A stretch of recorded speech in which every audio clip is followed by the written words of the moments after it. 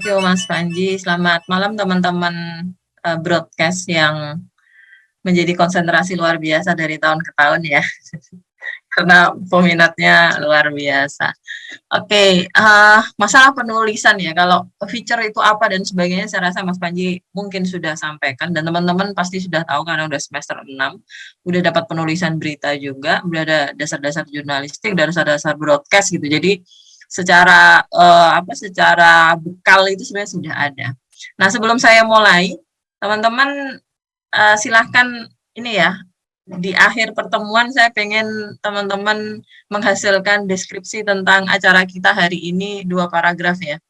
Jadi silahkan sambil di note, nggak apa-apa, nggak harus bagus, semampunya ya 2 paragraf. Nanti saya tagih di akhir pertemuan, di akhir saya selesai presentasi gitu ya. Silahkan ditulis apapun, deskripsikan, nggak perlu dalam bentuk berita tapi deskripsi aja. Apapun ya, 2 paragraf aja. Usahakan yang enak dibaca. Kayak kalau teman-teman habis nonton bioskop terus terus pulang ke rumah atau ke kos terus cerita ke adiknya tadi nonton apa. Nah, kayak gitu dibayangkan aja seperti itu. Oke, aku share screen ya.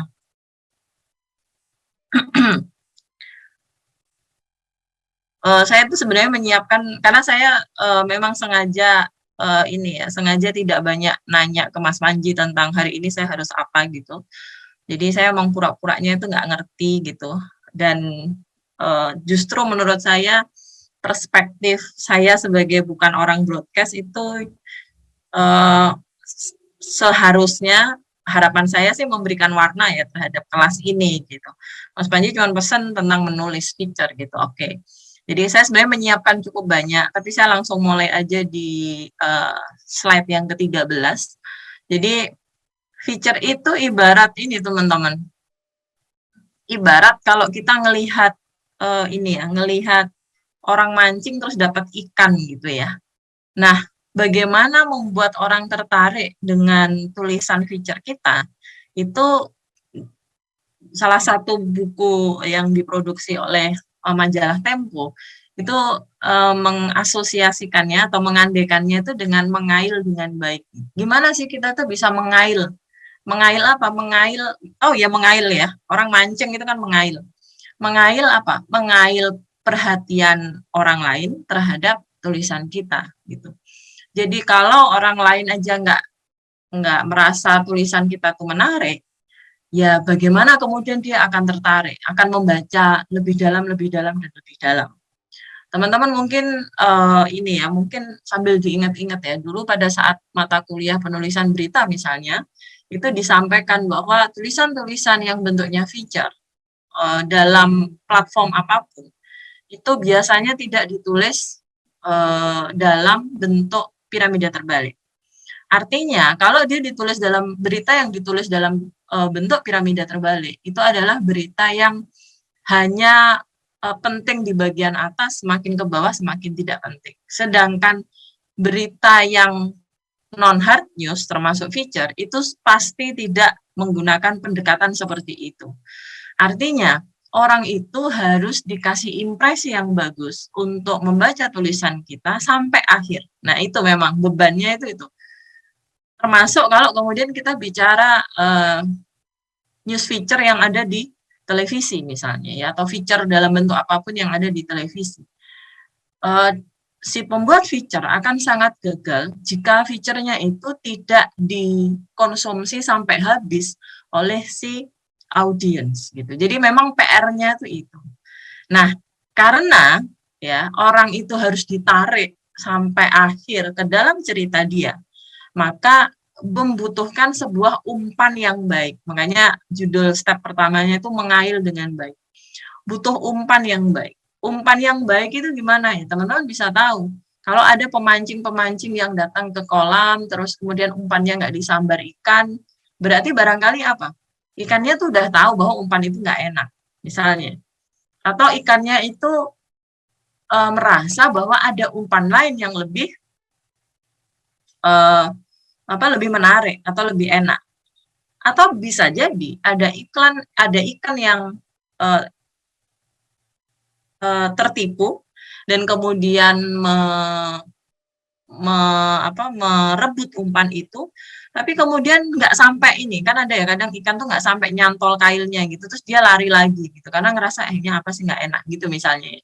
Kita andaikan seperti itu. Artinya seorang penulis feature itu membutuhkan sebuah umpan yang menarik, yang maksimal, yang membuat orang penasaran gitu ya, sehingga orang itu mau masuk ke dalam pintu yang sudah kita siapkan.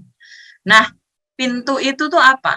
Pintu itu kalau dalam sebuah penulisan feature itu dinamakan lead atau intro. Ya, lead atau intro. Kalau dalam bahasa media cetak biasanya lebih sering menggunakan kata-kata lead, sedangkan kalau dalam bahasa non cetak biasanya menggunakan intro. Atau mungkin nanti teman-teman bisa nanya sama Mas Panji kalau dalam dunia audiovisual namanya apa gitu. Tapi apapun itu namanya, lead atau intro itu adalah sebuah sajian pertama yang akan dirasakan, yang akan didengar, yang akan dibaca, yang akan dilihat dan didengar sekaligus oleh audiens gitu ya. Nah, lead atau intro itu memiliki dua tujuan. Yang pertama, dia digunakan untuk menarik minat pembaca untuk mengikuti sebuah cerita. Dan yang kedua, membuka jalan bagi alur cerita. Jadi alur cerita itu harus dibikinkan pintu rumah itu agar kita bisa masuk ke dalamnya dan melihat interiornya harus dikasih pintu. Kalau nggak ada pintunya, lewatnya dari mana? Nggak ada bolongan yang lain. Masa lewat dari jendela kan itu tidak etis. Gitu. Nah, sama juga dengan feature. Dia harus dibikinkan pintu sebagai tempat kita masuk untuk melihat alur cerita. Nah, pintu itu harus menarik. Gitu. Kailnya itu harus lezat gitu. Sehingga dia bisa menarik perhatian audiens atau perhatian pembaca atau perhatian listener gitu ya untuk mau menikmati sajian feature tersebut gitu. Nah, di sini memang letak kritikalnya. Biasanya penulis yang tidak memiliki lead atau intro yang baik, dia akan kesulitan menuliskan bagian-bagian selanjutnya dalam feature tersebut. Maka posisi sebuah lead atau sebuah intro atau sebuah paragraf pembuka itu sangat penting dan sangat krusial. Nah, dalam penulisan itu ada berbagai macam cara untuk menuliskan sebuah lead atau sebuah intro. Tentu ya, sebelum memiliki intro atau lead, teman-teman harus sudah punya angle dulu. Tadi temanya sekilas saya dengar tadi Mas Panji mengatakan temanya sudah ada. Ada yang human interest, ada yang biografi dan sebagainya. Berarti temanya sudah Anda semua pegang gitu. Step selanjutnya adalah angle-nya apa, sudut pandangnya apa. Misalnya Anda pengen membuat feature, misalnya tadi saya sekilas dengar misalnya feature seorang tokoh gitu. Tokohnya katakanlah siapa yang sama-sama kita kenal gitu ya. Misalnya siapa yang lagi ini viral. Ini misalnya Indra Kents misalnya itu yang sekarang ditangkap oleh polisi itu misalnya ya. Kita mau menceritakan tokoh itu. Nah, setiap orang itu kan bisa jadi punya pendekatan yang berbeda-beda. Tokoh ini mau diceritakan dari sisi mana? Nah, itu yang dinamakan sudut pandang atau angle. Begitu kita sudah punya angle, ya, PR kita selanjutnya adalah membuat pintu atau membuat kail agar orang itu tertarik dengan cerita kita. Nah, gimana caranya bikin lead? Ada beberapa pilihan gitu. Ini nggak usah dihafalin karena saya pun juga nggak hafal. Tapi minimal pilihan-pilihan lead ini itu akan menambah vocabulary Anda atau menambah perpustakaan Anda tentang ternyata banyak cara yang kita bisa gunakan untuk mengantarkan orang ke dalam pintu atau kepada kail yang kita maksud gitu. Nah, yang pertama ini yang paling gampang ya, lead ringkasan atau summary lead. Intro yang seperti ini juga biasanya digunakan dalam berita-berita yang sifatnya hard news. Nah, teman-teman mungkin masih ingat berita hard news itu selalu ditandai dengan lead yang hanya menjelaskan inti permasalahannya saja ya. Intinya itu adalah yang paling penting, yang ingin atau yang dimaksudkan oleh si reporter agar cepat diketahui oleh pembaca atau oleh audiens. Nah, lead yang seperti ini, lead ringkasan, itu biasanya digunakan jika teman-teman itu sudah punya peristiwa yang sangat kuat dan menarik, dan peristiwa itu, dalam tanda kutip, akan laku dengan sendirinya tanpa dipoles macam-macam. gitu. Ya, jadi misalnya peristiwanya tentang apa? Indra Kents tuh hari ini ngaku dia punya duit banyak banget, dia konglomerat nomor satu di Indonesia misalnya. Terus besoknya dia ditangkap, dijadikan DPO, terus besoknya lagi ditangkap. Itu sebagai sebuah peristiwa udah menarik banget. Jadi lead-nya misalnya katakanlah ya, lead-nya jelek aja, orang itu sudah tertarik gitu. Nah, tapi kan kita itu tidak selalu punya peristiwa yang seperti itu. Ada kalanya, kadang-kadang peristiwanya biasa saja, walaupun kemudian sebenarnya kalau dilihat dari sisi yang berbeda itu menarik. Tapi whatever itu, lead ringkasan atau summary lead itu digunakan untuk peristiwa-peristiwa yang secara apa ya, secara daya tarik itu sangat tinggi. Ini misalnya contoh ya, lead, ini bukan berita hard news, tapi ini adalah lead, contoh lead yang dia secara umum sudah punya materi peristiwa yang sangat bagus gitu. Ini tentang kematian Asaph Sinclair ya, suami Bunga Citra Lestari. Kematian suami Bunga Citra Lestari, Ashraf Sinclair, 40 tahun, hari Selasa, akibat serangan jantung kembali mengentak masyarakat. Beberapa tahun belakangan, kita sering mendengar kabar serupa, artis-artis muda yang meninggal akibat serangan jantung. Ini gampang banget teman-teman bikin lead seperti ini. Karena dia sebenarnya cuman merangkai fakta-fakta yang paling mengagetkan, yang paling penting, dan kemudian di kalimat yang kedua dia membawa pembaca untuk menyadari satu hal gitu, bahwa belakangan itu banyak kabar-kabar seperti ini, orang yang segar bugar masih muda dan kemudian tiba-tiba meninggal dunia akibat serangan jantung. Karena Bunga Citra Lestari terkenal, karena Ashraf Sinclair terkenal masih muda ganteng gitu ya, dan kemudian meninggal secara tiba-tiba, secara peristiwa dia udah sangat kuat. Maka lead yang seperti ini, intro yang seperti ini menjadi sangat sangat mungkin digunakan gitu dan tetap menarik gitu ya, dan tetap menarik. Kemudian yang kedua adalah lead bercerita atau naratif lead. Ya, lead bercerita itu adalah teknik yang menciptakan suasana dan membiarkan pembaca itu menjadi tokoh utama. Entah dengan cara membuat kekosongan ya, yang kemudian akan diisi oleh pembaca itu, atau dengan membiarkan pembaca itu menjadi dirinya di tengah kejadian tersebut. Gitu. Jadi kayak semacam memasukkan pembaca dalam situasi yang kita ciptakan. Lead-lead seperti ini sangat efektif untuk menceritakan sebuah petualangan. Gitu. Karena petualangan itu lebih enak kalau dirasakan bersama-sama ya. Kalau petualangan itu cuma dirasakan oleh si penulis dan orang lain tidak merasakan kenikmatan yang sama ya apa artinya gitu.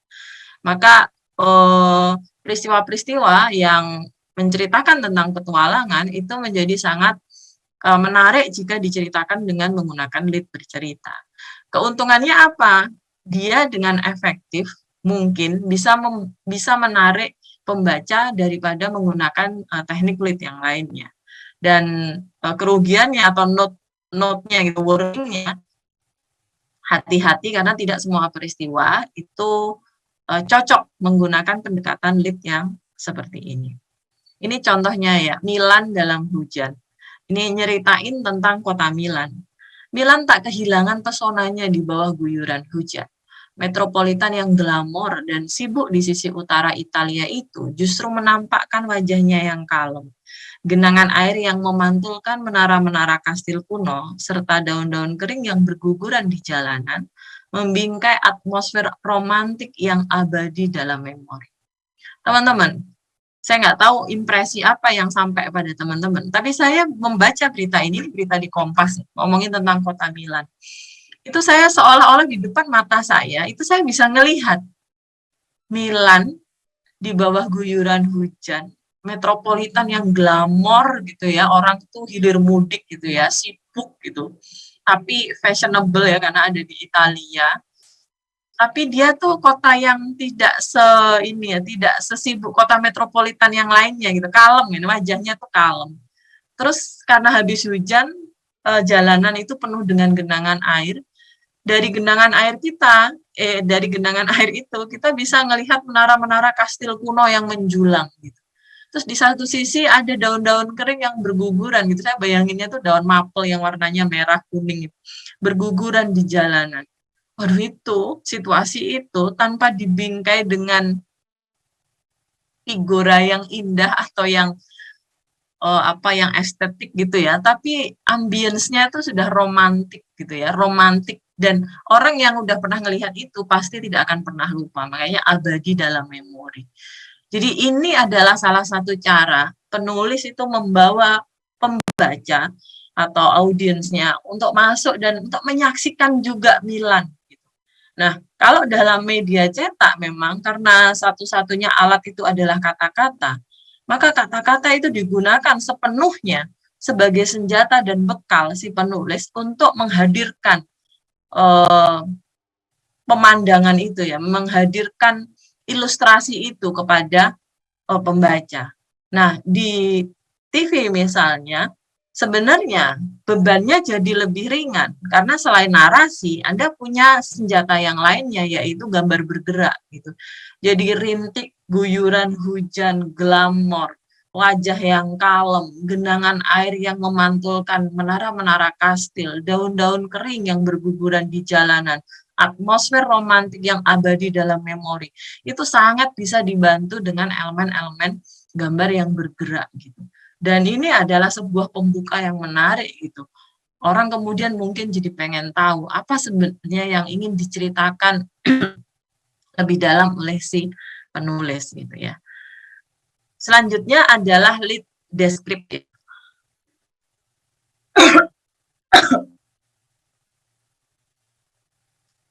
Lead descriptive itu menciptakan gambaran dalam pikiran pembaca tentang sebuah tokoh atau sebuah tempat kejadian. Biasanya cocok untuk profil pribadi. Nah, lead yang seperti ini itu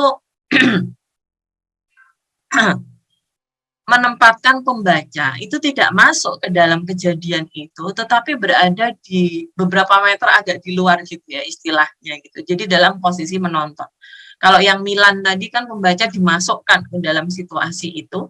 Kalau ini pembaca dikeluarkan tapi nggak jauh gitu ya. Jadi dalam posisi menonton yang dekat sehingga mendengar dan mencium baunya, melihat kayaknya itu dari dekat gitu ya. Nah, kunci dalam lead-lead yang seperti ini yaitu pemakaian kata sifat yang tepat gitu. Sehingga apa? Kata-kata sifat yang tepat dan visual juga yang tepat itu bisa merekonstruksi situasi dengan gambaran yang tepat pula. Karena ketepatan itu kemudian menjadi kunci. Ya, kalau nggak tepat dalam menggambarkan gitu antara yang Anda maui dan yang tersaji di layar kaca, ya penonton mungkin akan ini ya, meninggalkan gitu ya, karena wah ini apa sih kok lebay gitu misalnya, oh ini apa sih kok nggak sesuai gitu, kayaknya nggak kayak begini deh gitu misalnya. Dan objek lead itu tidak harus manusia ya, objek lead itu bisa apapun.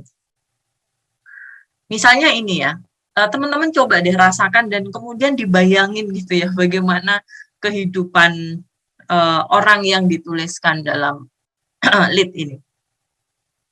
Bising kendaraan serta debu yang terbang bersama angin di kolong jembatan layang Kampung Melayu Jakarta Timur, Jumat, menjelang dini hari tak mengurangi kemesraan itu Sitorus dan Ani. Hidup terus berjalan buat mereka.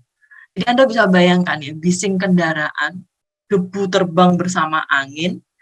Terus kan teman-teman tahu kalau ada mobil nabrak debu secara cepat gitu ya, secara kenceng gitu kan debunya akan turun ke bawah kolong jembatan layang.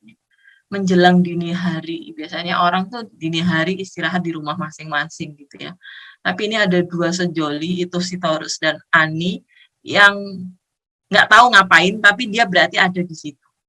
Gitu. Terus situasi yang seperti itu diteruskan dengan kalimat hidup terus berjalan buat mereka. Nah, lead-nya ini kan nggak lengkap gitu ya. Memang sengaja gitu ya. Kalau teman-teman baru melihat paragraf pertamanya, teman-teman akan nggak tahu emang dia ngapain di kolong di bawah kolong jembatan layang dini hari. Itu Sitorus sama Ani itu siapa? Gitu. Tapi itu sengaja. Ya namanya aja kail. Gitu ya, namanya aja pintu. Masa pintu kok menggambarkan semuanya ya? Enggak. Kalau kita pengen mengajak tamu kita masuk ke pintu yang sudah kita buka ya, minimal pintunya itu menggambarkan sedikit-sedikit gitu ya. Nah, rasa penasaran itu kemudian dibayar di paragraf selanjutnya. Di bawah sinar lampu yang temaram, suami istri yang tinggal menggelandang itu menyantap sebungkus nasi goreng dan semangkuk mie ayam. Sekalipun harus tinggal beratap jalan layang dan beralas kardus, itu dan Ani bersyukur bisa hidup bersama sejak 3 tahun lalu. Kebersamaan dalam kebersahajaan itu mungkin tidak akan terjadi jika pada 2017 mereka tidak menikah di salah satu gereja Bethel Indonesia, Kalimalang, Bekasi, Jawa Barat. Saat itu sulit mendaftar pernikahan karena kami enggak punya KTP, jadi semuanya diurus gereja. Di paragraf selanjutnya kita baru tahu, oh mereka adalah 2 pasang suami istri yang menggelandang dan di malam itu mereka menyantap sebungkus nasi goreng dan semangkuk mie ayam di tengah deraan debu dan angin karena mereka harus beratapkan kolong jembatan layang pada malam itu. Anda bisa bayangkan ya, ini baru tulisan, belum kalau ditambah visual bergerak gitu ya dari teman-teman gitu. Wah, ini akan dahsyat banget gitu ya. Nah, inilah kekuatan sebuah tulisan feature memang gitu ya. Feature itu kan kalau dalam jurnalistik itu disebut sebagai seperti menggambar dengan kata-kata gitu. Jadi gambarannya itu sepertinya muncul di depan mata kita padahal hanya melalui kata-kata. Makanya menulis feature itu salah satu kuncinya adalah harus write like to talk gitu. Jadi menulis kayak sedang cerita, sedang berbicara gitu. Nah, ini lead naratif ya. Selanjutnya ini contoh yang lainnya misalnya. Anda pengen menggambarkan sebuah tokoh yang itu udah terkenal, orang tuh tahu gitu, terus kemudian kita tertarik dengan sosoknya. Kita bisa tuliskan lead-nya seperti ini. Novel Baswedan menghidupkan mesin sepeda motor bebek miliknya di parkiran kantor Komisi Pemberantasan Korupsi. Sang penyidik kemudian menutup kepala pelontosnya dengan helm. Ia bersiap untuk pulang ke keluarganya yang ditinggalkan semalaman. Nah, ini kalau yang nulis nggak jeli, pasti lead-nya gini. Novel Baswedan menghidupkan mesin sepeda motornya di parkiran kantor Komisi Pemberantasan Korupsi. Sang penyidik kemudian bergegas pulang ke keluarganya yang berada di lokasi mana gitu. Itu berarti wartawannya kurang jeli. Gitu. Tapi wartawan ini sudah berpengalaman. Dia masukkan aneka ornamen yang itu sebenarnya membentuk gambaran seorang tokoh. Sepeda motor bebek, gitu ya. Sang penyidik kemudian menutup kepala pelontosnya dengan helm. Itu adalah ini kan gambaran fisik. Kemudian ia bersiap untuk pulang ke keluarganya yang ditinggalkan semalaman. Berarti sejak semalam dia nggak pulang, saking sibuknya nangkepin para koruptor misalnya. Jadi setiap elemen yang kita taruh dalam intro itu adalah elemen yang bukan sia-sia gitu, bukan elemen cuma tempel-tempelan. Itu elemen yang kita maksudkan untuk menggambarkan sesuatu. Makanya kenapa kalau dalam jurnalistik itu sering disampaikan gitu, kalau kita nulis itu cari kata yang ekspresif dan ada energinya. Karena kita tuh sia-sia kalau naruh kata-kata yang nggak ada fungsinya gitu. Maka setiap kata yang kita taruh di sini tuh harus ada gunanya gitu. Nah, sama juga kalau dalam feature TV misalnya dengan narasi seperti ini dan didukung visual yang sesuai, maka dia bisa menghantarkan pesan itu kepada audiens. Maka visual itu jangan dipilih yang semena-mena gitu ya. Visual itu harus dipilih dengan sedemikian rupa karena apapun itu, 1 detik atau 1,5 detik pun ya, sebuah visual itu ada maknanya. Gitu. Itu kita taruh bukan hanya untuk ngelengkapin durasi, tapi kita taruh karena kita punya maksud. Kenapa kita menaruh elemen-elemen itu pada feature kita gitu. Contoh yang lain misalnya ya, ini nyeritain tentang Kobe Bryant. Pemain saling bertabrakan, beberapa di antaranya terjatuh. Kedua tim menjaga ring mereka sepenuh hati. Tidak ada poin gratis yang diberikan. Nah, intro feature itu ciri-cirinya seperti ini. Jadi dia tidak memberikan semuanya kepada pembaca, tapi dia kasih sebagian. Yang kita kasih itu yang kita anggap paling menarik dan menjadi kail yang apa ya, yang manjur agar ada orang yang atau ada ikan yang terkena umpan kita gitu. Baru kemudian ya beberapa elemen dari hal yang menarik di intro itu kita jelaskan di paragraf selanjutnya. Intensitas tinggi layaknya final ini ditampilkan pada kuarter terakhir laga NBA All-Star 2020. Tim LeBron James dan tim Giannis Antetokounmpo saling berebut kemenangan pada Senin WIB di United Center Chicago. Nah, kalau berita hard news pasti paragraf keduanya yang dijadikan lead gitu ya, karena elemen paling pentingnya di situ. Tetapi kalau berita feature itu jadi nggak begitu penting gitu. Yang penting adalah bagaimana kita bisa menggambarkan serunya pertandingan All Star ya, pertandingan perang bintang gitu ya, antara para pemain-pemain NBA, para pemain-pemain terbaik NBA. Jadi ada banyak cara untuk membuat intro. Atau yang ini misalnya, coba teman-teman ini deh, ini bagus banget ininya, intronya. Teh kampung adalah anarki, ugal-ugalan, sangit, dan semua yang serba hantam kromo. Unit produksinya cuma rumah tangga, namun inilah ikhtiar petani untuk merdeka dari ketergantungan total terhadap sistem industri teh nasional yang menempatkan petani dalam posisi marginal. Kita tuh juga bisa membahasakan manusia pada benda. Itu adalah salah satu cara juga untuk menarasikan lirik. Ya, jadi teh kampung adalah anarkio. Anarki kan biasanya digunakan menempel pada kata sifat pada manusia. Ugal-ugalan, sangit, dan semua serba hantam kromo. Ya, apa maksud dari kalimat itu? Maksudnya ada di kalimat selanjutnya. Unit produksinya cuma rumah tangga, ugal-ugalan kan berarti karena mereka skalanya kecil. Tapi ya, yang kecil itu adalah ikhtiar. Ikhtiar itu usaha. Petani untuk merdeka dari ketergantungan total terhadap sistem industri teh nasional yang menempatkan petani dalam posisi marginal.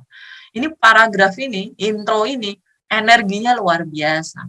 Anarki, ugal-ugalan, sangit, dan semua yang serba hantam kromo, itu adalah maksud si penulis untuk menunjukkan betapa petani-petani yang memproduksi teh kampung itu seperti apa ya, makhluk kecil yang harus melawan raksasa gitu ya. Tapi perlawanan itu adalah bagian dari usaha mereka untuk merdeka dari dominasi sistem industri teh nasional. Teh kampung pada dasarnya adalah teh hijau yang dibuat secara mandiri oleh petani dalam skala rumah tangga.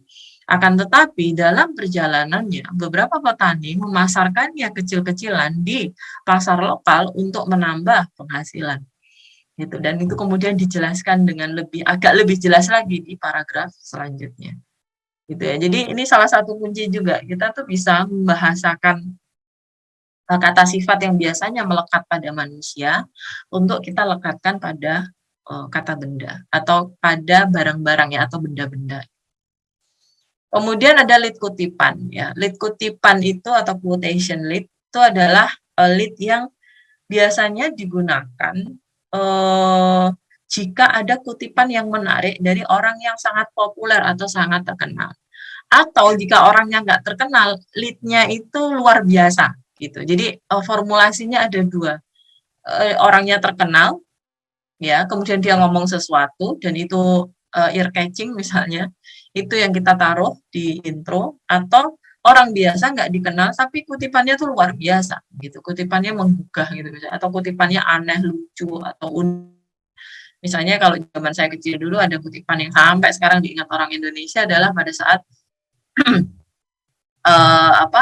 Gus Dur ditanya gitu ya, gimana pendapatnya tentang anggota DPR gitu zamannya Gus Dur kayak anak TK gitu misalnya. Wah itu terus kemudian jadi kutipan di dalam sebuah lead beberapa media nasional gitu, dan sampai sekarang orang ingat gitu ya kalau DPR kita sekarang bukan bahkan nggak kayak anak TK lagi ya, kayak anak bawahnya TK apa playgroup gitu ya, selalu ingat Gus Dur karena kutipan itu sangat terkenal. Nah, lead yang seperti ini itu biasanya digunakan untuk menyiapkan pentas pada bagian berikutnya dalam cerita tersebut. Ya, jadi biasanya setelah kutipan, terus Paragraf selanjutnya itu menjelaskan kutipan itu artinya apa atau dikemukakan oleh siapa atau kutipan itu keluar dalam situasi atau kondisi. Jadi kutipan lead-nya bentuknya kutipan, terus paragraf selanjutnya adalah panggung untuk menceritakan gitu ya kutipan itu seperti apa. Nah, tapi harus hati-hati, kutipan yang kita pilih harus kutipan yang tidak keluar dari isi cerita gitu ya. Jangan mentang-mentang karena bagus terus ditaruh, tapi sebenarnya nggak ada hubungannya dengan cerita kita, ya jangan gitu ya. Jadi dia ditaruh karena dia ada kaitannya dengan cerita kita. Dan kutipannya jangan terlalu panjang. Kalau kutipan terlalu panjang biasanya ribet juga. Yang dengar ribet, yang baca juga ribet. Gitu. Misalnya ini ya, judul beritanya dilumat ombak hingga tersesat di surga kecil yang jatuh ke bumi. Kutipannya, itu di sana so gelap, ayo pulang sudah, sebentar lagi pasti badai, kata remaja laki-laki yang menemani sang pengemudi kapal cepat yang kami tumpangi berlima pada Minggu 21 Oktober 2012. Si remajanya nggak terkenal, tapi kutipannya tuh menarik. Udah gelap, ayo pulang, bentar lagi badai. Tebakan kita semua adalah paragraf setelah itu pasti menjelaskan ada bencana apa yang terjadi di tengah lautan tersebut ya, karena sudah gelap dan badai. Gitu. Jadi apakah boleh menggunakan lead seperti ini? Sangat boleh, tapi memang perlu ditimbang-timbang ya, apakah kutipannya itu menarik atau tidak. Ini contoh kutipan quotation lagi, misalnya berjudul beritanya melongok ruang kosong radar. Siapa begitu sibuknya, mondar-mandir memenuhi kota. Ruang menciut, nafas mengkerut. Maut dijejak, siap menjemput. Siapa kamu mengada lalu?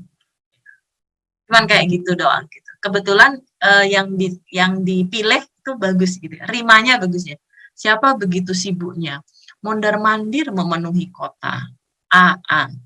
Ruang menciut, nafas mengerut. Ut ya. Maut dijejak, siap menjemput. Nah, rimanya bagus. Siapa kamu mengada lalu? Nah, terus baru kemudian paragraf selanjutnya, Radar Pancadhana membacakan puisinya sendiri, Kau yang 02, pada pementasan teatrikal puisi Lalu Kau, Selasa malam di Gedung Kesenian Jakarta. Budayawan itu mengenakan baju koko, selendang celana, dan peci putih. Layar di panggung diisi rangkaian foto lalu lalang manusia, manusia di jalan raya itu salah. Di jalan raya kota malam hari lengkap dengan gedung-gedung tinggi. Jadi ini ngegambarin tentang pentas Radar Pancadhana. Sekarang orangnya udah meninggal. Membaca puisi di Gedung Kesenian Jakarta. Nah, si penulis itu mengambil satu bait dari puisinya yang paling terkenal dan kebetulan yang diambil juga bagus gitu ya.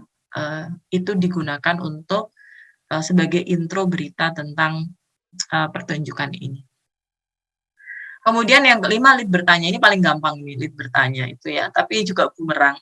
Jadi lead ini efektif jika Anda ingin menantang pengetahuan atau rasa ingin tahu dari audiens gitu ya. Tadi saya sudah sampaikan, lead ini gampang ditulis, tapi jarang membuahkan hasil terbaik. Lead ini diharapkan dapat menimbulkan rasa ingin tahu pembaca. Tapi jika salah, gitu ya, bisa jadi Anda ditertawakan oleh audiens atau diejek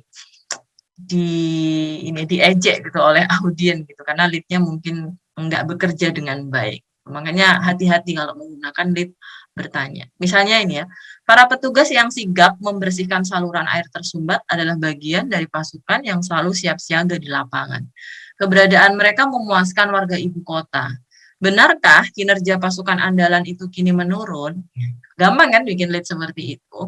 Nah, ini lead-nya kebetulan bagus gitu ya. Jadi para petugas yang sigap membersihkan saluran air tersumbat adalah bagian dari pasukan yang selalu siap siaga di lapangan.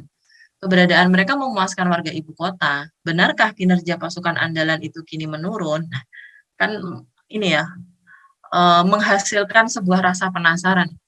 Emang menurun? Emang iya? emang gimana sih sebenarnya? Nah gitu. Jadi, nah tadi udah dikasih warning, hati-hati gitu, karena nggak semua peristiwa itu cocok untuk menggunakan lead dengan kalimat tanya gitu ya. Karena kadang tuh gini, ada mahasiswa yang bikin leadnya gini. Tahukah Anda bahwa Yogyakarta selain sebagai kota pelajar adalah kota budaya? Ya iyalah, udah tahu lah semua orang gitu. Jadi jangan juga yang sesuatu yang itu tuh tidak membuahkan hasil penasaran gitu ya. Kalau yang kayak begitu nggak usah pakai lead lead pertanyaan gitu ya, ya iyalah, orang sudah tahu ya gitu. Atau fakta-faktanya nggak ada yang surprise gitu ya, nggak usah dipancing pakai pertanyaan gitu. Itu sama juga dengan merencanakan kegagalan gitu ya. Ini contoh yang lain ya. Siapa bilang sagu hanya bisa diolah menjadi papeda dan sagu lempeng belaka? Di restoran Bueno Nasio di kawasan Mega Kuningan, Jakarta Selatan, sagu menjelma rupa dan rasa dalam beragam menu harian orang Indonesia. Lontong, mie, bakwan, batagor, kerupuk, bahkan brownies dan nachos yang yum. Gitu. Nah ini menarik ini.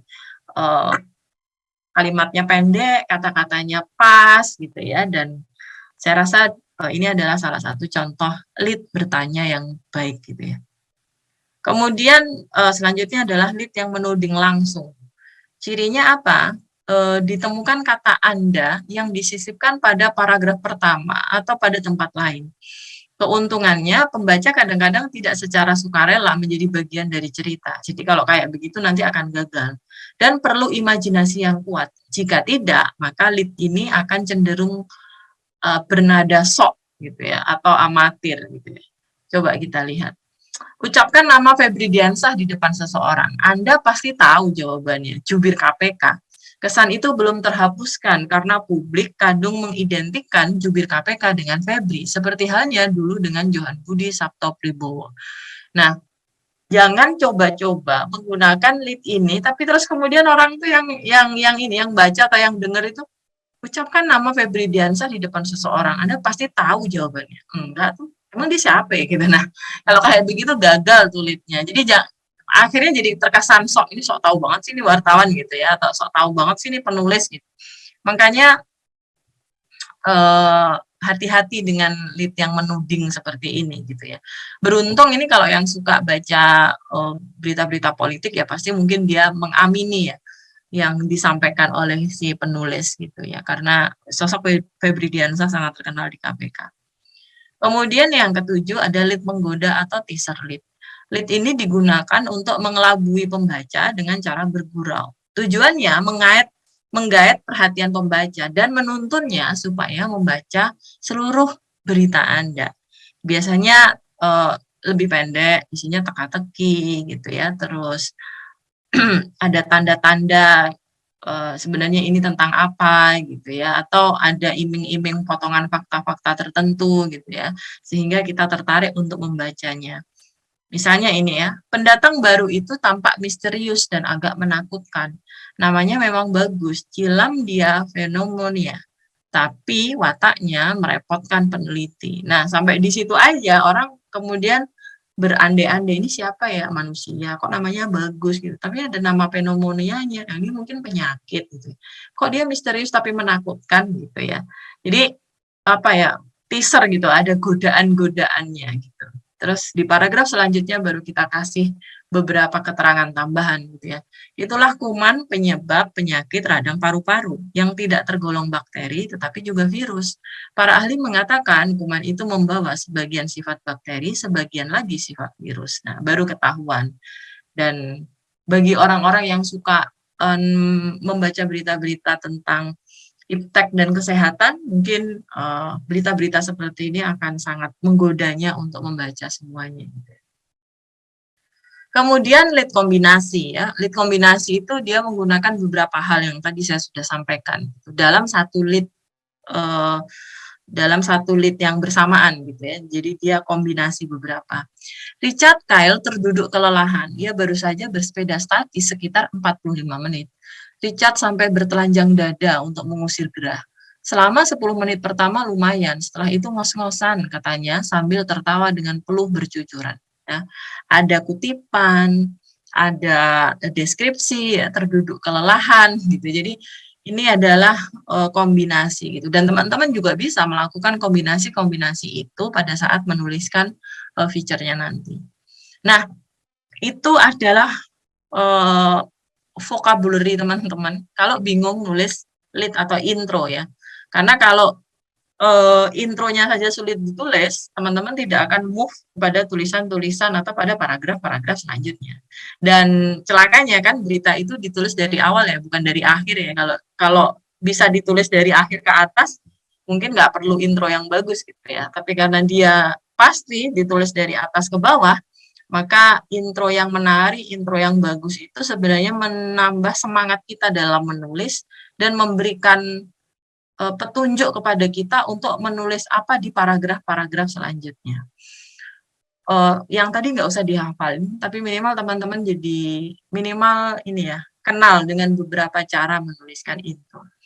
Nah, tadi step yang pertama saya kasih judul mengail dengan baik gitu ya. Judul yang kedua adalah tubuh dan ekor. Kalau udah kekail gitu ya, kepalanya udah kena, istilahnya begitu, bagaimana kita menuliskan tubuh dan ekor feature. Jadi kayak ikan gitu ya. Kepalanya udah kena, sudah setengah aman, tetapi jangan lupa tubuh dan ekornya juga harus dikerjakan dengan maksimal agar satu sajian feature itu dapat diproduksi dengan baik. Nah, maka pertanyaannya ini ya, Anda udah punya lead yang baik? Kalau belum, berarti jangan move ke sini dulu. Tapi kalau sudah, maka selanjutnya memikirkan bagian yang lain. Pekerjaan rumah Anda selanjutnya adalah menyusun cerita dari awal hingga akhir. Dan ingat, feature itu adalah cara penulisan yang tidak menggunakan format piramida terbalik. Bisa menggunakan format apapun, tapi yang pasti bukan piramida terbalik. Karena bukan piramida terbalik, maka closing sebuah feature itu harus bagus. Nah, closing yang buruk itu sama seperti orang nonton film, depannya doang yang bagus, semakin ke bawah semakin jelek, terus kita ngantuk dan kita nggak ngerti kalau filmnya udah selesai. Gitu ya. Jadi menulis bagian kepala, bagian tubuh, dan bagian ekor itu sama pentingnya dalam sebuah feature. Nah, feature itu membutuhkan ending yang baik karena dia sebenarnya tidak dikerjakan dalam ruang yang terburu-buru. Sehingga penulis itu punya banyak waktu, cukup waktu untuk mendesain seperti apa sebaiknya feature-nya gitu ya. Dan ending itu nggak boleh tiba-tiba teman-teman ya. Ending yang baik itu karena di-maintain dengan baik pula gitu ya. Teman-teman kalau cerita ke ibunya atau ke adiknya gitu ya, tadi aku ngelihat ada kecelakaan di jalan, jadi awal itu ya pakai teaser seperti itu, terus Anda nyeritain kronologisnya gitu, terus kemudian tapi ngerti nggak, ternyata nah, yang ketabrak tadi itu tuh nggak meninggal, dia tuh cuman pingsan dan begitu nyampe di rumah sakit, dia tuh bisa menceritakan semua kronologisnya, misalnya gitu, ya. Kalau yang baik, storyteller yang baik, pasti Anda membutuhkan sebuah closing yang baik. Ya, closing itu macamnya bisa beragam. Bisa closing yang bentuknya penyelesaian, sudah selesai, sudah ditutup gitu ya. Dan akhirnya karena orang itu ingat semua kronologis cerita kecelakaan di jalan tadi, dia kemudian cerita ke polisi.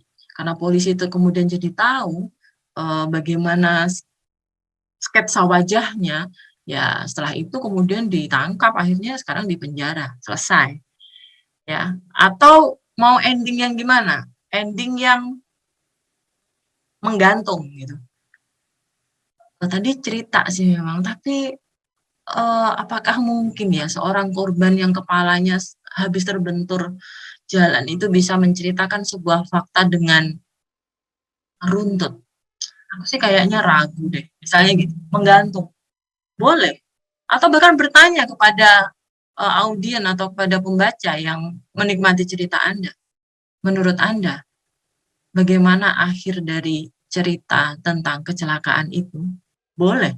Gitu. Jadi feature itu butuh ending yang baik, butuh kepala yang oke, butuh badan yang bagus, dan butuh ending yang menarik. Dan pilihan ending itu bisa bermacam-macam ya. Ending bisa bentuknya ikhtisar. Ikhtisar itu apa ya? Summary gitu ya. Jadi mengikat ujung-ujung yang lepas gitu dan kemudian menjadikan jadi satu kesatuan yang apa ya? Yang terikat gitu ya. Caranya adalah dengan melihat kembali lead-nya. Jadi di atas tadi lead-nya ngomong apa ya? Itu kita bisa sambungkan dengan ending kita. Atau ending yang mengagetkan, tadi saya bilangnya ada kesimpulan yang tidak terduga, gitu. Bisa juga. Atau endingnya nggak ada penyelesaian, emang gantung. Jadi penulis tuh sengaja mengakhiri cerita dengan memberikan tekanan pada pertanyaan-pertanyaan yang tidak terjawab.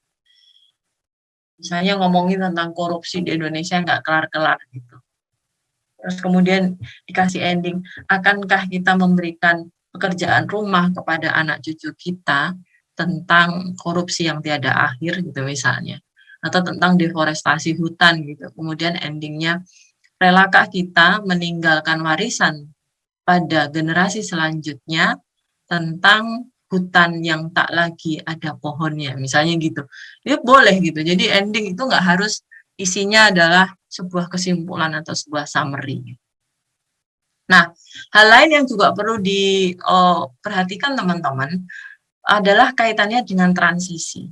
Nah, ini yang biasanya juga jadi kesulitan. Karena begitu teman-teman terjun ke lapangan, kita tuh mendapatkan banyak sekali informasi. Ya, banyak sekali informasi. Kayak kalau kita beli puzzle. Banyak banget kepingan puzzle yang kalau kalau kita pengen tahu puzzle itu gambarnya apa, kita harus susun itu dengan benar gitu. Nah, sama juga Anda begitu nanti saya nggak tahu sudah turun ke lapangan atau belum, tapi begitu turun ke lapangan, kepingan informasinya banyak banget dan itu harus disusun. Dan informasi satu dengan informasi yang lainnya itu perlu transisi, gitu ya. Perlu transisi agar apa? Agar terhubung. Gitu. Kalau orang lagi bangun rumah, itu antara tegel satu dengan tegel yang lainnya itu nggak boleh kalau cuma dijejer. Karena kalau cuma dijejer, lantainya akan pecah pada saat Anda pijak lantai itu. Ambiar itu semua tegel yang ada di lantai. Maka PR Anda adalah merekatkan antara tegel satu dengan tegel yang lainnya menggunakan semen. Kalau dalam sebuah penulisan feature itu disebut transisi. Transisi itu banyak sekali macamnya. Bisa kata, bisa rangkaian kata, bisa kalimat, bisa paragraf. Dan kalau di televisi, transisi yang baik itu juga harus didukung dengan kombinasi narasi dan visual yang mumpuni gitu. Jadi narasinya juga harus mumpuni, visualnya juga jangan jumping gitu. Sehingga satu kesatuan ini bisa smooth gitu ya, berjalan dari satu fragmen ke fragmen selanjutnya gitu. Saya nggak tahu istilahnya kalau di TV apa, tapi tentu teman-teman paham yang saya maksud ya. Bisa smooth berjalan dari satu alur menuju alur yang selanjutnya gitu ya. Transisi itu punya dua kegunaan. Yang pertama, memberitahu membaca bahwa kita akan pindah ke materi yang lain.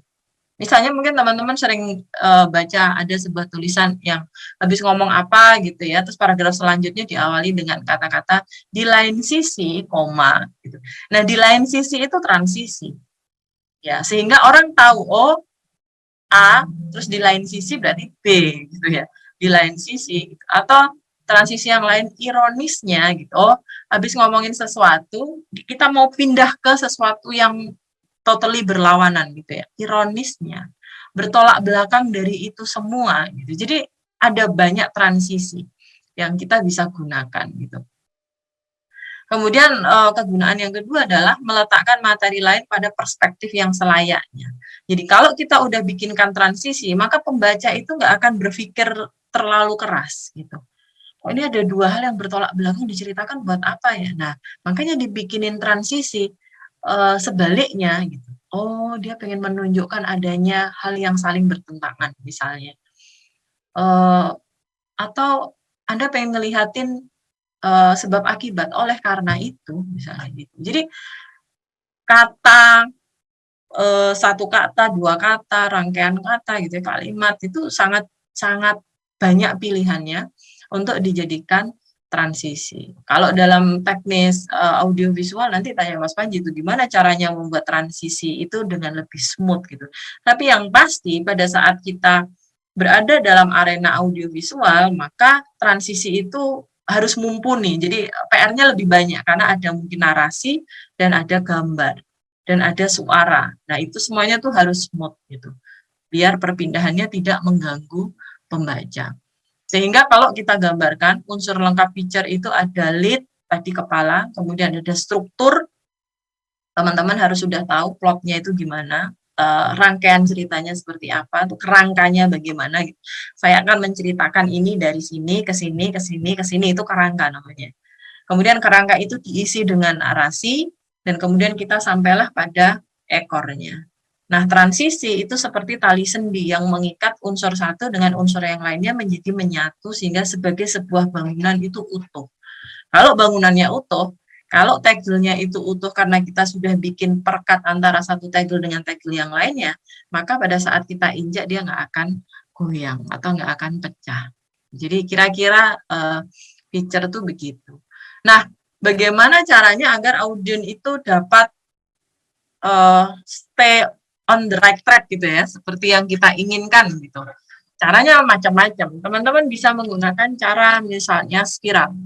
Gitu. Spiral itu apa? Setiap alinea itu menguraikan lebih rinci persoalan yang disebut di alinea sebelumnya. Gitu. Jadi saling jalin menjalin gitu ya, saling merangkai gitu. Itu bisa. Jadi misalnya misalnya paragrafnya akhir-akhir ini banyak ditemukan aksi kejahatan seksual pada anak-anak. Ya, ironisnya belum ada payung hukum yang memadai untuk melindungi anak-anak sebagai korban kejahatan seksual. Paragraf selanjutnya menjalin lagi. Anak-anak tersebut, nah, jadi jalin menjalin gitu. Jadi biar nggak lepas gitu. Atau bisa menggunakan susunan blok. Jadi bahan cerita kan dalam alinea yang terpisah secara lengkap. Kalau alineanya terlalu panjang ya dipotong, terus tengah-tengahnya dikasih transisi gitu ya. Atau mengikuti tema, jadi setiap alinea itu menegaskan alinea yang di atasnya gitu. Nanti alinea di bawahnya menjelaskan alinea di atasnya gitu. Jadi mengalir seperti tema cerita gitu ya. Jadi ada 3 cara yang bisa digunakan untuk mempertahankan agar audiens itu berada pada posisi yang kita inginkan gitu ya, nggak lepas gitu konsentrasinya. Nah, alinea pendek, alinea panjang saya rasa nggak perlu, nanti teman-teman bisa baca sendiri, tapi saran saya dalam menulis selalu alinea pendek itu selalu lebih baik gitu ya. Alinea pendek, kalimat pendek itu selalu lebih baik. Gimana kalau kita terpaksa menggunakan kalimat yang panjang? Ya boleh, tapi sekali-kali. Tidak boleh semuanya menggunakan kalimat yang panjang-panjang. Karena kalimat yang panjang, pertama biasanya boros kata, yang kedua orang itu nggak akan paham kalau kalimatnya panjang. Anda mungkin paham karena Anda yang bikin, tapi orang lain kan nggak ikut Anda liputan. Dia baru baca sekali tulisan Anda gitu. Dan kalau saya nggak mau baca tulisan 2 kali gitu. Untuk apa? Sekali saya nggak paham, saya akan buang tulisan itu. Berarti dia tidak didesain untuk dibaca oleh orang lain mungkin ya. Didesain hanya untuk dibaca oleh dirinya sendiri gitu. Jadi pastikan tulisan yang pendek, kalimat yang pendek, kata yang sederhana, kata yang lebih mudah dimengerti itu jauh lebih bagus ketimbang kalimat yang panjang, kata yang sulit, apalagi kata-kata yang muter ke sana kemari gitu ya. Mahasiswa nih biasanya sering banget nulis gini. Yogyakarta sendiri dikenal sebagai, kalau ada kata-kata sendiri kayak begitu ya, Yogyakarta sendiri biasanya dikenal sebagai, saya selalu kasih komen di kalimat mahasiswa gitu, emangnya biasanya Yogyakarta masih apa sih kok sekarang sendirian? Karena kata sendiri itu nggak ada gunanya gitu, ngapain ditaruh di situ pada saat dia nggak punya fungsi apapun gitu. Ya, jadi hemat aja kalimat itu, yang hemat, nggak usah boros, dan kalimat harus tetap logis dan benar. Ya, siapa yang jadi subjek, siapa yang jadi predikat, siapa yang jadi objek. Ingat, kalimat itu tidak mungkin hanya subjek doang gitu. Ya, masa kalimatnya Ani yang berbaju merah dan bergincu biru itu, titik, itu bukan kalimat, itu baru subjek. Kan nggak mungkin kalimat hanya terdiri atas satu subjek saja gitu. Jadi kalimat itu harus tetap logis dan benar gitu ya, secara struktur benar. Kemudian 4 senjata penulis itu ada fokus, deskripsi, ya. Jadi deskripsi itu penting. Deskripsi itu penjelasan-penjelasan detail-detail gitu ya. Kemudian anekdot, kalau ada guyonan-guyonan, ada humor-humor yang disampaikan oleh narasumber itu juga kadang penting untuk dicatat karena siapa tahu kita bisa gunakan. Kemudian kutipan-kutipan penting dari narasumber itu juga sangat sangat boleh dicatat dan tentu saja biasanya direkam karena itu bisa kita jadikan sebagai bekal untuk menulis sebuah feature yang baik. Ya, fokus.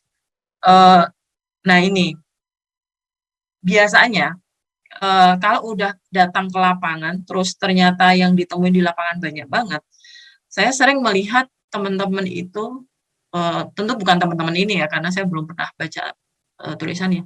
Teman-teman yang lain itu seringkali pengen menulis semuanya, gitu. Dan itu nggak mungkin, teman-teman. Jadi jangan tergoda untuk menulis hal yang lain. Setialah pada fokus yang sudah Anda pilih. Setialah pada angle gitu ya, karena disiplin itu adalah senjata penulis agar kita terus fokus dan berada dalam pijakan yang memang kita maksud atau kita pilih gitu ya. Jadi jangan kemana-mana karena sebagai penulis Anda itu bersaing dengan waktu dan perhatian pembaca.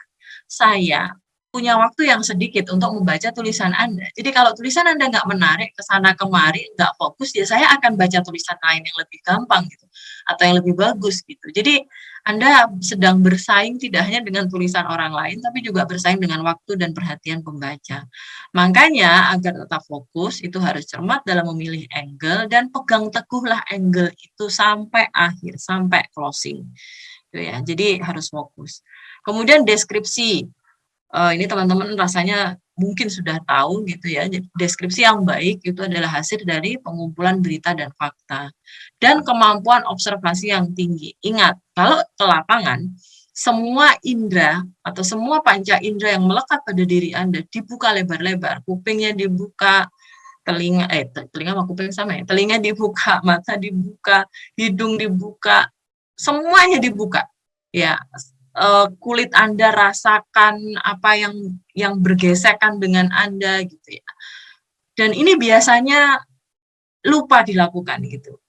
Indera yang paling aktif dipakai oleh orang yang mungkin belum terbiasa liputan itu biasanya hanya telinga dan dia untuk ngomong. Ya, telinga untuk ngedengerin dan mulut dia untuk ngomong. Tetapi matanya jarang dipakai. Padahal mata itu penting, gitu. Observasi itu menggunakan semua panca indera yang menempel di tubuh kita, maka itu harus digunakan. Dan pengetahuan tentang manusia sesuai dengan pengalaman reportase itu juga penting. Makanya orang yang udah sering liputan, biasanya dia akan terasah gitu ya. Dan meramu kata-kata secara ringkas dan efektif. Iya betul, gitu. Jadi rangkaian ini semua itu bisa membuat feature Anda bisa tadi melukis dengan kata-kata gitu ya, seperti pembaca itu hadir di sana gitu, walaupun dia tidak ada di sana. Nah itu hasil dari deskripsi yang baik. Nah, deskripsi yang baik itu nggak semata-mata kalau kita di depan laptop terus nulis gitu. Deskripsi yang baik di laptop itu adalah hasil dari kerja yang bagus juga di lapangan. Tadi saya sudah singgung ya, ini petunjuk penulisan deskriptif itu mata, telinga, hidung, pokoknya semua deh dibuka ya, harus empatik, harus peka gitu ya. Kumpulkan bahan terpilih, dianalisa, dicerna, terus jeli terhadap semua ciri sehingga pembaca menemukan gambaran dan citra yang tepat dan akurat terkait suatu hal yang dia tidak temui secara langsung.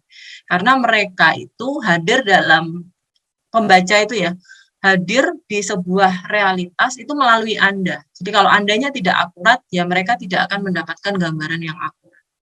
Kehadiran Anda sebagai reporter jangan mempengaruhi subjek. Jadi ini ya, usahakan kehadiran Anda itu senatural mungkin agar realitas yang ada di sekitar kita itu juga natural, gitu, tidak dibuat-buat, sehingga deskripsinya jauh lebih presisi. Kemudian kumpulkan sebanyak-banyaknya catatan, kemudian difilter catatannya mana yang paling sesuai, mana yang kita butuhkan, karena nggak semuanya nanti kita butuhkan pasti. Kemudian dalam menulis sebarkanlah deskripsi sepanjang cerita. Jadi jangan hanya numpuk di satu bagian. Di paragraf kedua doang deskripsinya detail. Begitu ke bawah makin loose, makin ambiar gitu biasanya. Nah, jangan seperti itu. Jadi endurance-nya harus dipertahankan. Kemudian ambillah jalan tengah antara terlalu banyak deskripsi dan terlalu sedikit. Jadi harus di tengah-tengah. Jangan under, jangan over gitu ya. Meskipun penulis harus menjadi telinga, mata, dan hidung, ia tidak boleh mencoba memerankan otak pembaca. Jadi jangan menyimpulkan dan jangan memberikan penafsiran sendiri, apalagi hal-hal yang tidak berdasarkan fakta. Itu ya. Jadi harus tetap objektif karena feature itu basisnya fakta, bukan fiksi, bukan fiktif. Sehingga apapun yang kita munculkan, warna yang kita munculkan dalam feature itu basisnya adalah fakta.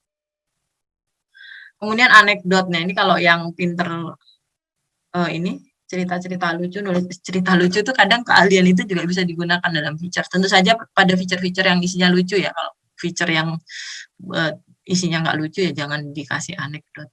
Kemudian kutipan, jadi kutipan itu bisa disematkan bersamaan juga dengan deskripsi, tapi jangan terlalu banyak kutipan juga, jangan isinya ini, kalau istilah di jurnalistik itu jangan menjadi tadah ludah narasumber gitu ya. Narasumber ngomong apa saja ditulis dalam feature gitu. Tidak, Anda masih punya senjata yang lain, bisa pakai deskripsi, terus kutipan juga ada dua bentuknya, ada kutipan langsung, ada kutipan tidak langsung gitu. Jadi kita punya banyak senjata sebenarnya yang kita bisa gunakan dalam meramu atau meracik sebuah feature. Dan ingat jangan overquote dan juga sebaliknya jangan underquote. Itu teman-teman, kayaknya aku udah lama sekali. Itu kira-kira ya, memang agak cepat karena teman-teman harus dikasih bahan yang cukup mumpuni. Ini kalau di jurnalistik di kelas konsentrasi saya 3 kali pertemuan itu ya. Jadi semoga sih bisa bisa men-summary kira-kira dalam menulis feature itu seperti apa. Itu Mas Panji dari saya. Terima kasih.